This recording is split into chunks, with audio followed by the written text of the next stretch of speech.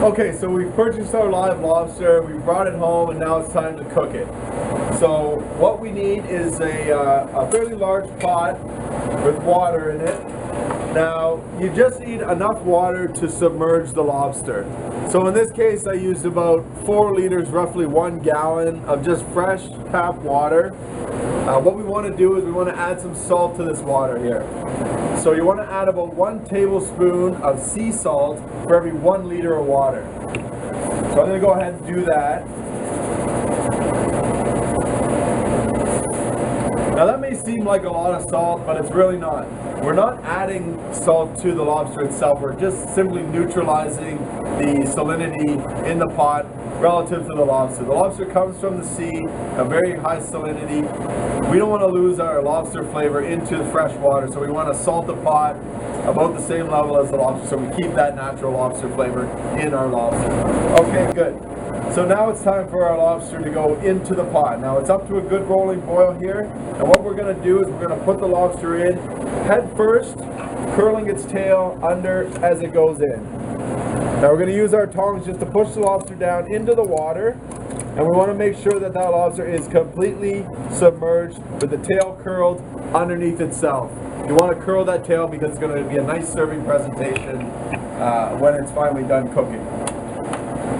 Okay, great. We're just going to throw the lid back on the pot, make sure it's on high, and we're going to get it back up to a boil.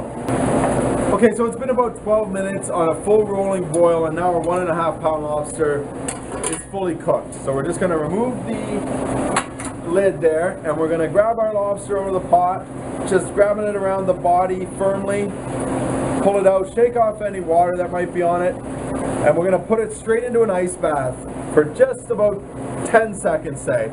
Now we're not going to cool the lobster meat inside, we're just cooling the shell, so it's going to make it nice and easy for us to handle when we go ahead and crack it. So first thing we want to do is we want to turn the lobster on its side here, isolate the top of one of the claws, and we're going to go with firmly down with weight. We're going to go about a quarter way into the shell here. Then we're going to turn our knife, and it's actually going to crack that shell just enough that a person could crack that lobster at the table with their hands without needing the tools. Again, we're going to turn it over, do the same thing here, just get a crack and a turn, and look at that. It looks beautiful, it looks like a full lobster, but now it's pre-cracked and ready there. Now a trick for the tail is to make it real easy on your guests so they don't have to wrestle with the tail. Is you just straighten it out here, you put a knife just in the back right there where the tail connects to the body, and we're going to do a chop straight down. Good amount of pressure and right through. Now what that does is it allows access to the meat at the back of the tail there, but you can put it back together and serve it just like a whole lobster. Our best plan of attack here is to first separate the claws from the body. So if you grab it by the back, you can just gently twist and remove the claws and arms straight from the body, just like that. To do this, we want to grab the body with one hand, and then with your other, you're going to firmly grip the tail, and you're going to turn your hands in opposite directions, and then gently pull back, and you're going to have the meat separated from the shell. So in the body cavity itself, there is a little bit of meat along the bottom and in the legs, but generally it's not something that most people would go after. So we're going to put that off to the side.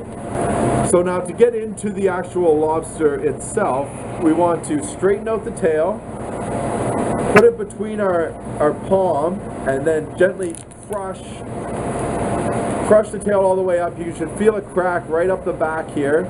You're going to turn it over, put your palms on the top, and then pull with your fingers outwards all the way down, and the meat should pop right out of the shell, just like that. So this is this empty shell, we're just going to discard that, and now we've got our lobster meat here.